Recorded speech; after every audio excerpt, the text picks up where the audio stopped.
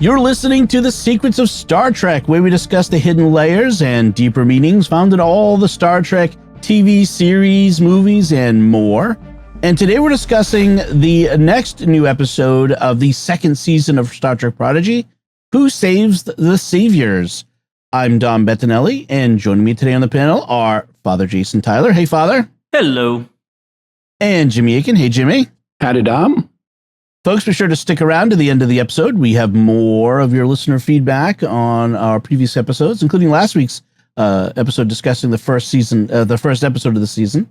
Be sure to get your very own Secrets of Star Trek t-shirt and other merchandise by visiting sqpn.com/merch.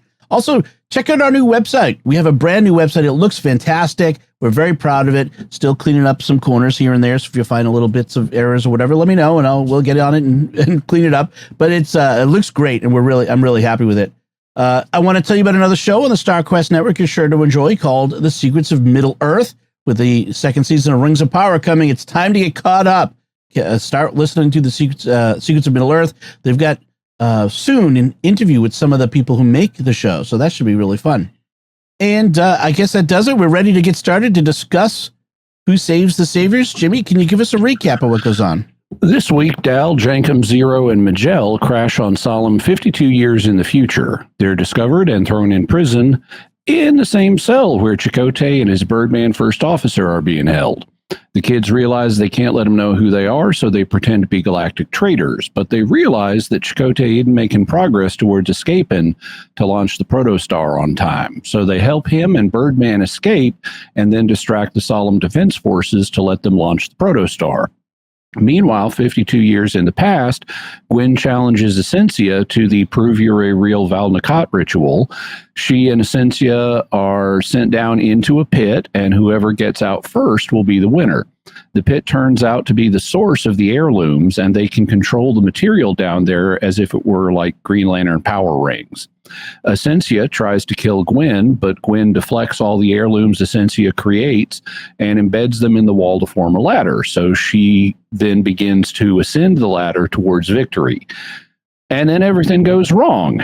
In the future, Chakotay finds a disruptor by the Protostar that wasn't there in the original timeline, and he uses it to fight off the Solemn forces long enough for him and Birdman to get on the ship.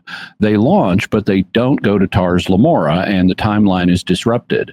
Back in the present, this causes Gwyn to start phasing in and out of existence. She falls down the ladder to the bottom of the pit.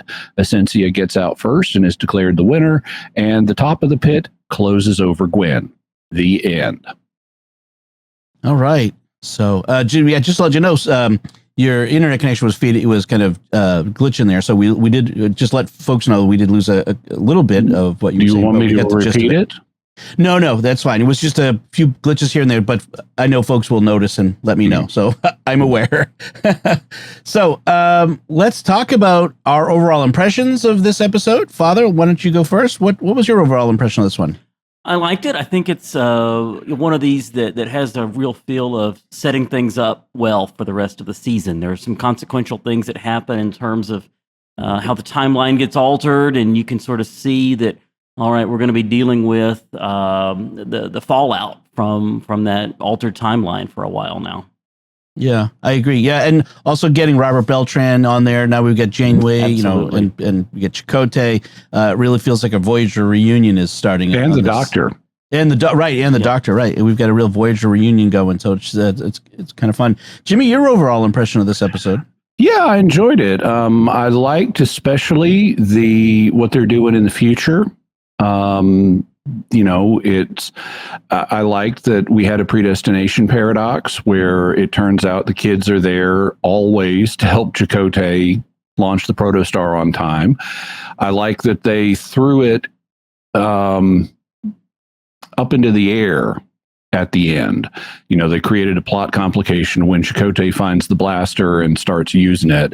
As we were getting down towards the end, I thought, what would I do with this as a writer? Because I essentially have these two parallel tracks.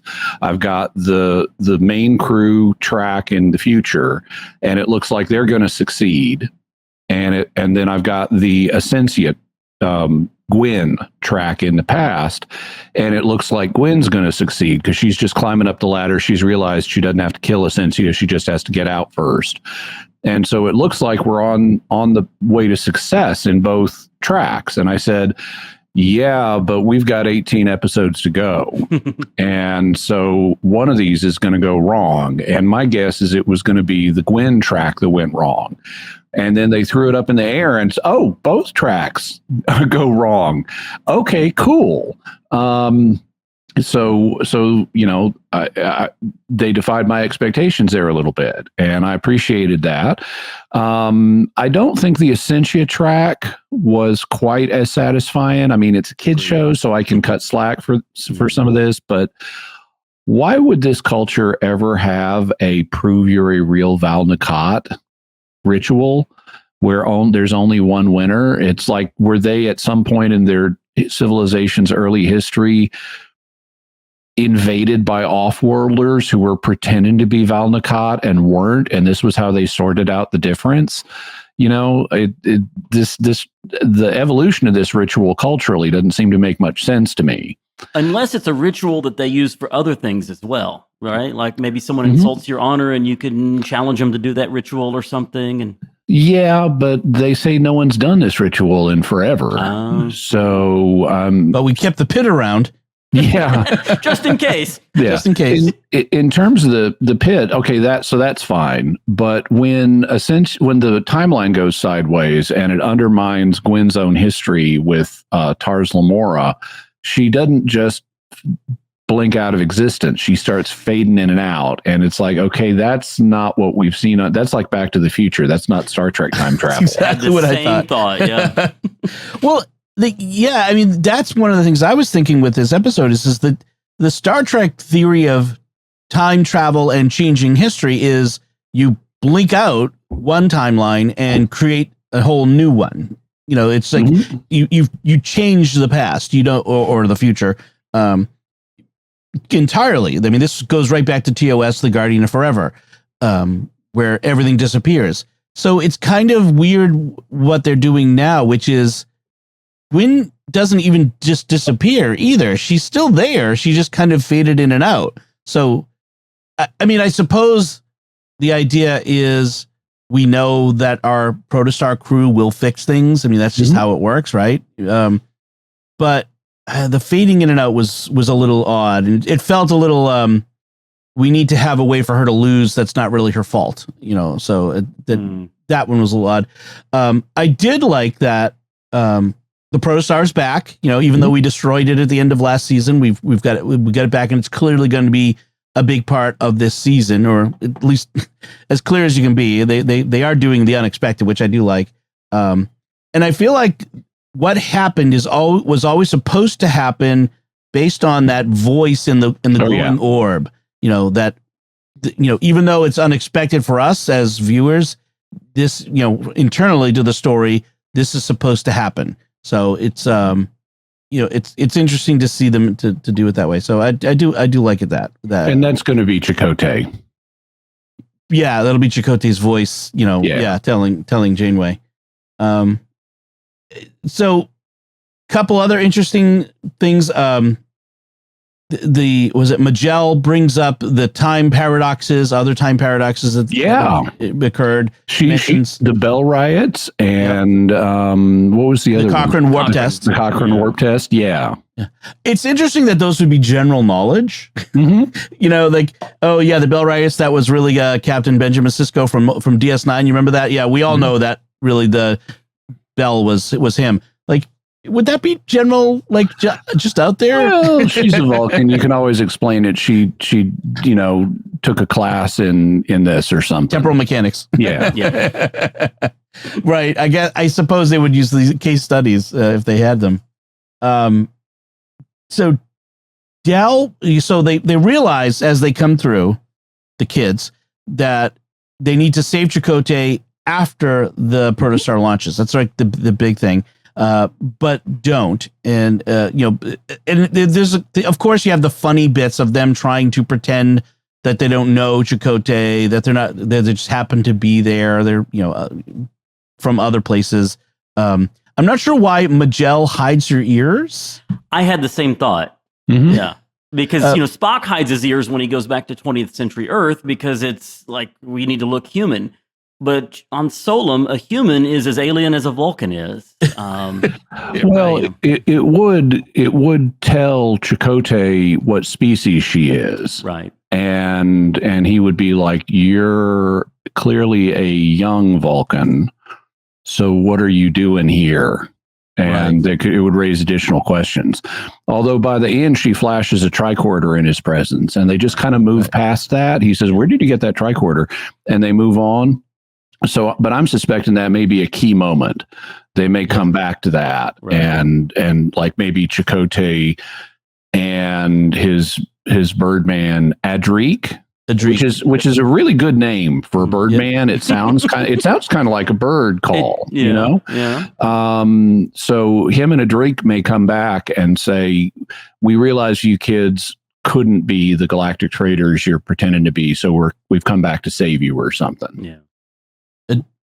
I was gonna say Adric does not sound like a Birdman to me when he talks. Like he sounds like he's either from like Chicago or New York or something. Yep.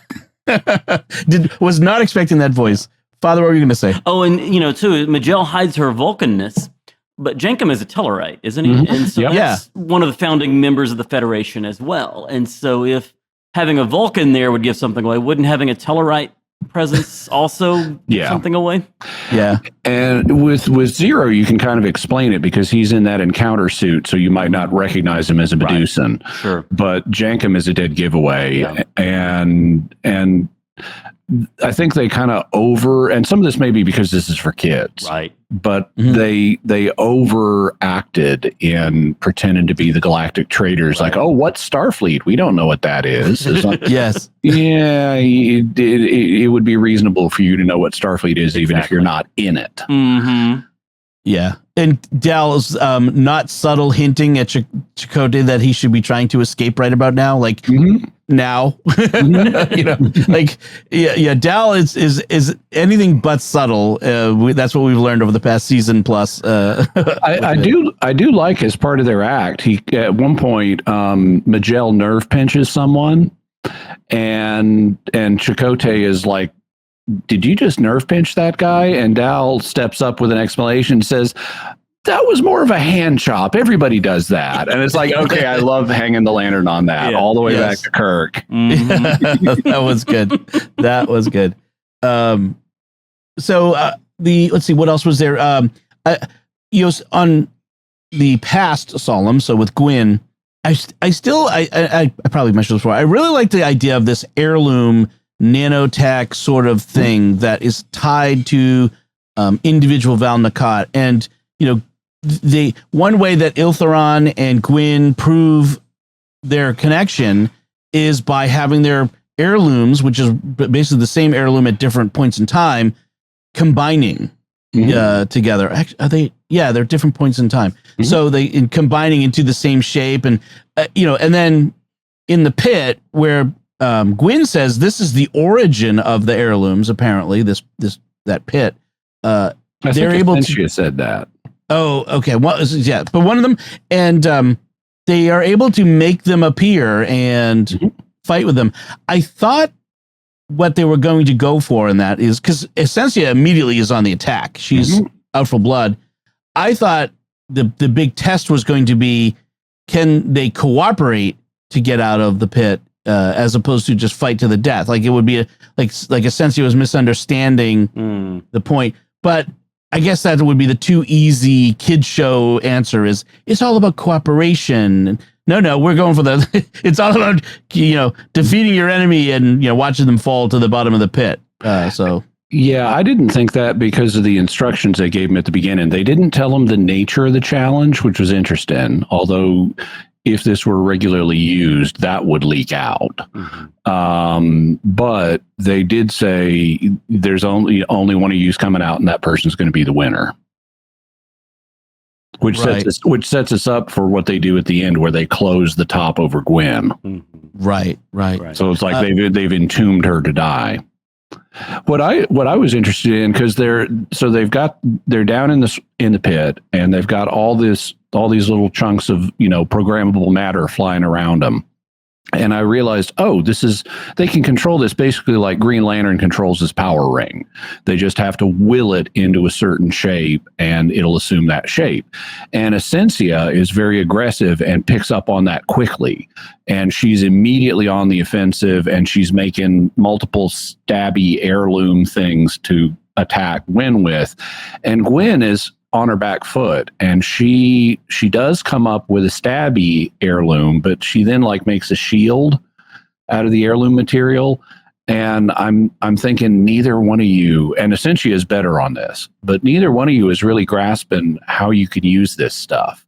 I wanted to see, I like Gwen's solution of, I'm taking all of your stabby heirlooms and I'm going to make a ladder out of them, by sticking them in the wall. That was nice. That was creative, but there are much more creative things you can do.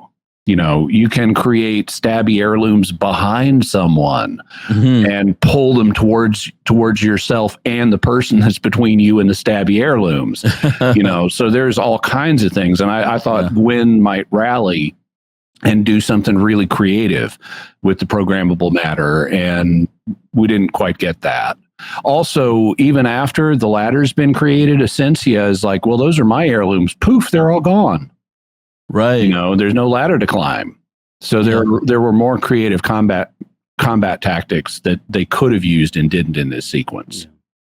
And I did like how at the end, when Essentia fell, she created essentially a cradle to catch herself, which was a nice solution to her gravity problem at that moment. So they could have done more with it, but I like what they did, with what they had. Mm-hmm. Another thing that I really liked in the future sequence is how they get out of the prison, because they're locked in a prison. It's got a force field around it. They don't have and they've got a device. I don't know if it's a tricorder or what, but they've got a device, but it's not programmed to be able to take down the force field that's holding them in. So what they do is they give it to Jankum, the engineer, and he is able to tweak it so that it will be a Bluetooth connection to his robotic claw that they took off of him before they put him in there. And as soon as he's complaining about, they took my robotic claw, it's like, okay, that's going to be important. And it was. So he Bluetooths his robotic claw outside of the prison cell to do a thing from the Addams Family, and it goes skittering around, and it encounters a big mechanical scorpion, which it has to deal with. But then it's able to push the controls to bring down the field, and it lets them all out. Jankum puts his claw back on, and then he dismantles the mechanical scorpion. But right. I just loved that thing sequence with his mechanical claw.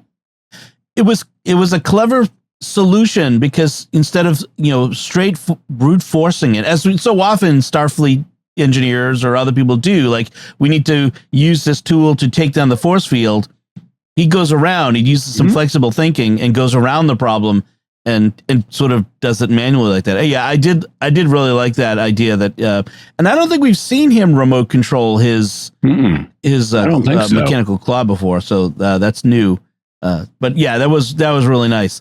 And then the escape sequence, they, our young people, they, I'm going to call them the Infinity Crew, because they came through on the Infinity.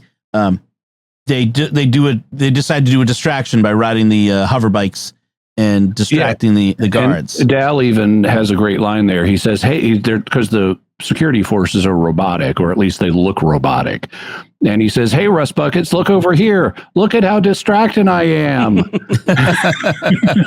Yep. Right. And then that's when he gets the disruptor shot out of his hand, and it gets left where Chakotay can pick it up and save Adric. Yep. Sorry, I knew there was a D and an R in there. Adric, and save the protostar and get away. And it's interesting, whenever Janeway was watching the original recording of that escape, and we kept seeing Adric would get shot and die, I thought it was kind of interesting that they would have, like, a character we don't know, I get it, but have him injured and dead I'm not sure that he was dead. What they said in the narration was that he had fallen.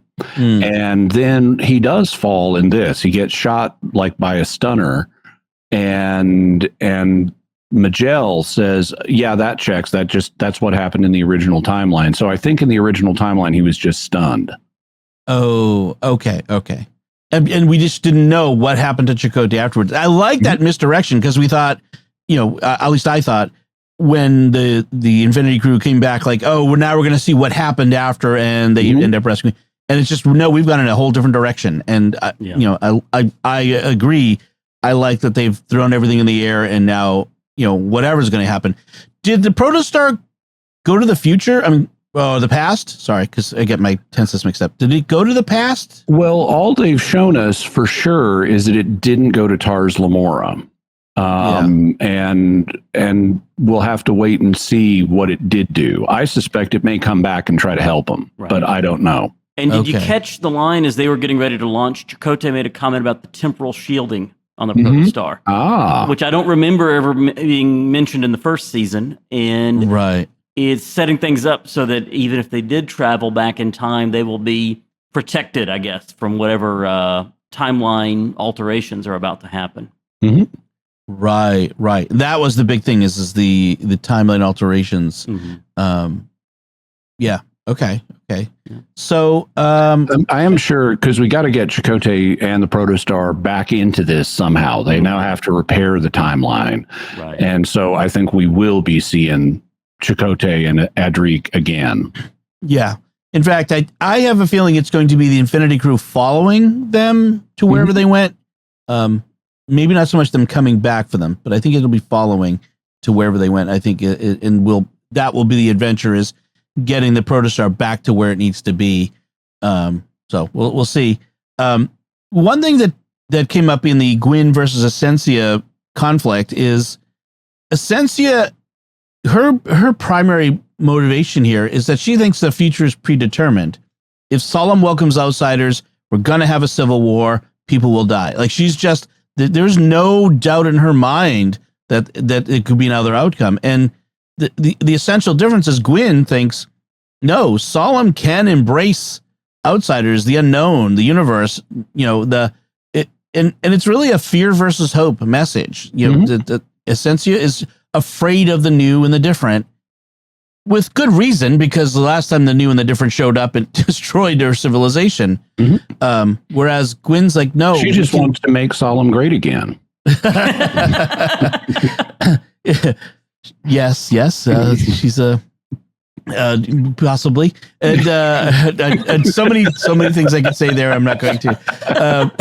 I just thought I'd lob that one in just to stir things up a little bit. Yes, but it is fear versus hope, and Gwyn's hope is we can learn from our mistakes, even the ones that the rest of you haven't made yet. But we can learn from that. And so I really like that they seem to be emphasizing that here. It's also interesting to see Iltharon being very different from the Diviner. Yes. I always felt like the Diviner, he had it in him to be better than he was. And it's interesting to see him be better than the Diviner was. And shows, we're not destined to necessarily become the bad guy, is the message. So which was pretty good. So since I no one should ever try to read anything in terms of my political views out of what I say. So just to balance what I just said, it's not like it's like old Solemn was old Diviner was a threat to democracy, but young Diviner is not. It's 1933. There is a nice callback to the original series, another one in this as well, when Dal says to Chakotay, I think at another time we could have been friends, which is a callback to Balance of Terror, when the Romulan commander says the same thing to Kirk. It's also such a cliche. It is a cliche, yes. But I like when in the newer tracks, they kind of have these nice little homages, the little lines that make the connection. Anything else about this episode, Father? I was a little fascinated by Adric, not that we saw a whole lot of his character, but You have Jankum making the puns, don't ruffle your feathers, that bird needs to be in the air, fly the coop. And so often on Star Trek, you get an unusual alien, and no one comments on that. No one brings out the fact that, this guy's green or this guy's blue or whatever. Well, here, maybe because it's a kid's show, we have, these different puns about sort of the Birdman. And so I went and looked up too. I said, have we seen this species before? And it turns out, yes, in the animated series. A guy named Alik Ohm was a Federation historian researching the Guardian of Forever, and was actually voiced by James Doohan, by Scotty. So I had forgotten all that until looking it up. There's also another member of that species in the animated episode Jihad. Right.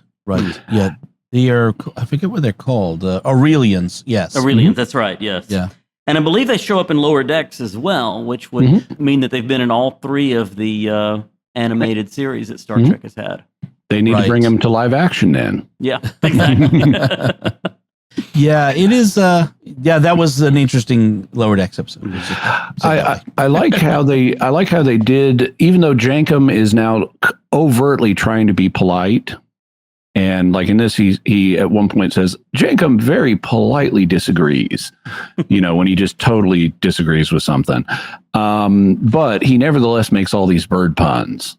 And I liked how that was a recurring theme in the episode. And they seem to come naturally because they weren't ones he wasn't rubbing them in. Right. They would just be things that would pop out of his mouth. It's like, we're escaping. It's time to fly the coop. Oh. And it was more organic to how they came out. But yeah, you're right. So often on Star Trek, people don't notice the obvious. And it's like, we haven't had people pointing out the obvious since Dr. McCoy. Yeah. And I like having it as part of the show because even if wokeism prevents you from saying it, people are noticing the obvious and they're thinking about it. I'm looking forward to when we do Devil in the Dark, where he's a doctor, not a bricklayer. Yeah. So, Jimmy, do you have any other thoughts on this one? One thing that I noticed was the fight sequence in the pit, especially at the beginning, is very reminiscent of The Matrix. You have the same, as it opens up with Essentia attacking Gwen, you have these slow motion narrow dodges where Gwen is bending away from the thing that Essentia is throwing at her. And so it was clear to me that, we're doing a Matrix homage here.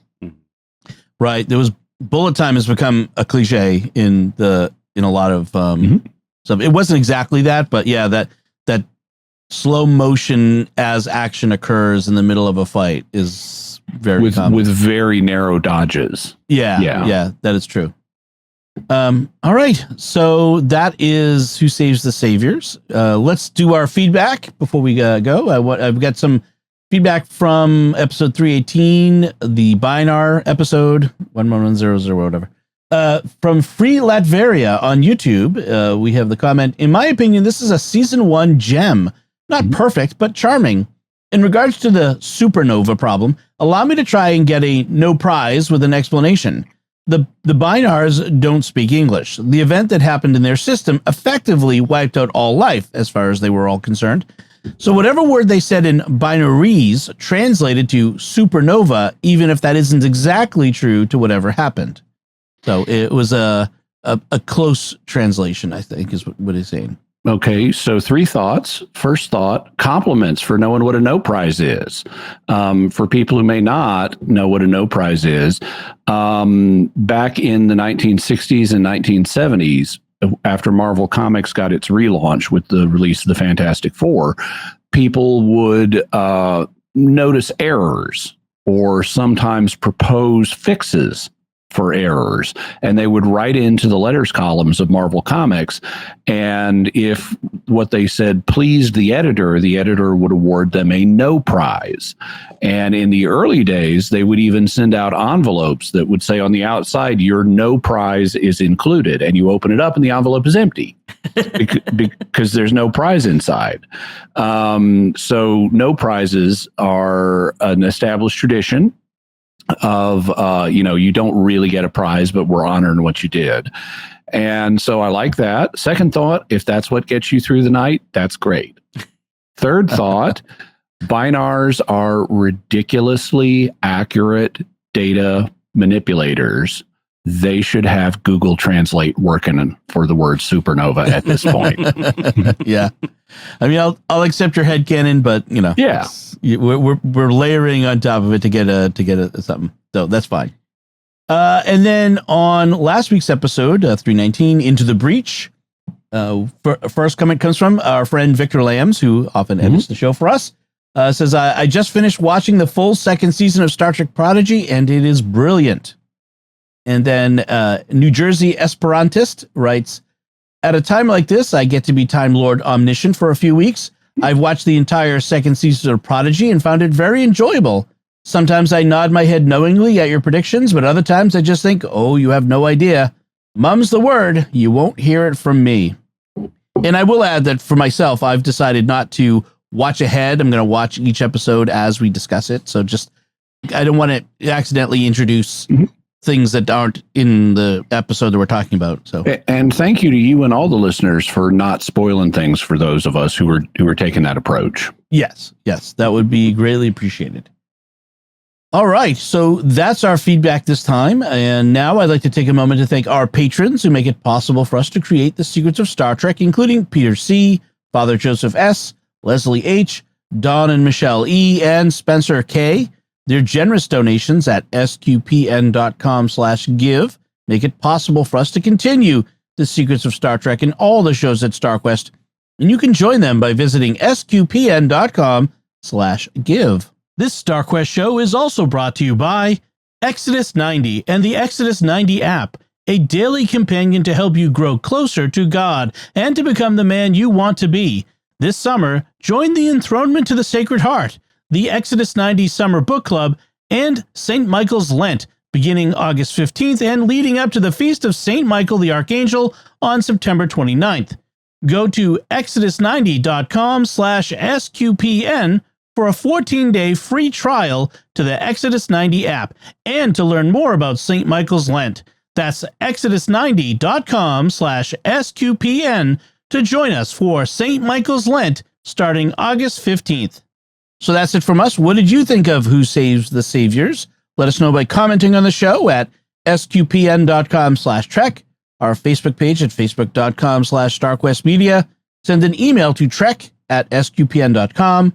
Visit our Discord community at sqpn.com/Discord, or leave a comment where you watch the show at our YouTube channel at youtube.com/StarQuestMedia, where you should also subscribe and hit the bell to get notifications. We'll be back next time when we'll be discussing the next episode of Star Trek Prodigy, Temporal Mechanics 101. Until then, Father Jason Tyler, thank you for joining me and sharing the secrets of Star Trek. Thanks, Dom. Jimmy Akin, thank you as well. Thanks, Dom, and live long and prosper. And once again, I'm Dom Bettinelli. Thank you for listening to the Secrets of Star Trek on StarQuest. And remember, Jankum knows how to wing it.